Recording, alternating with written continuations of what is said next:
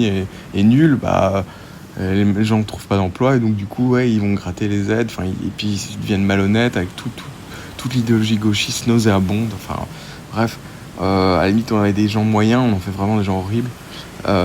Mais moi je dirais que les gens qui pourraient rentrer seraient des gens exceptionnels, voilà, c'est tout. C'est si vous voulez, ou qui veulent le devenir, voilà, à la limite c'est ça, et ça serait le critère. Et donc dans tous les pays par exemple d'Asie, on peut venir, on peut même s'installer, mais il faut apporter quelque chose. Si on n'apporte rien, on peut juste faire un petit séjour de tourisme, après au revoir.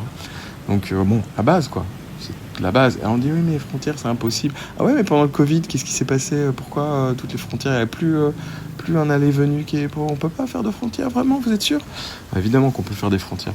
Donc et voilà. Et en fait je vais aller même plus loin dans le sens de l'immigration, c'est-à-dire que j'aime pas ce côté parfois un peu évidemment c'est bien une communauté, c'est les Français, on protège ça et c'est évident. Mais à terme, en fait, l'idée de la France serait d'améliorer le monde. Bon, d'abord, elle se sauve, elle, ce qui elle est en train de. Et là, il est grand temps, et même peut-être trop tard. Mais en fait, à terme, je pense qu'on pourrait abolir les frontières. Mais je m'explique. Il faudrait qu'en fait, il y ait un gouvernement. Ils vont pas aimer ça, mais il faudrait que je sois le président du monde, en fait. Et là, je pourrais abolir. Pourquoi? Parce que tout simplement, je ferais que les gens pourraient rester chez eux parce que tout se développerait économiquement.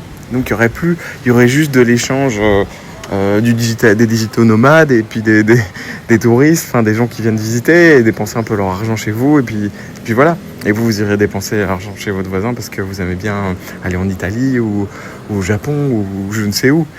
Et le monde serait magnifique. Le monde pourrait être prospère et un monde de paix. C'est juste que le chaos est organisé aux plus hauts échelons. Je le dis, je le maintiens.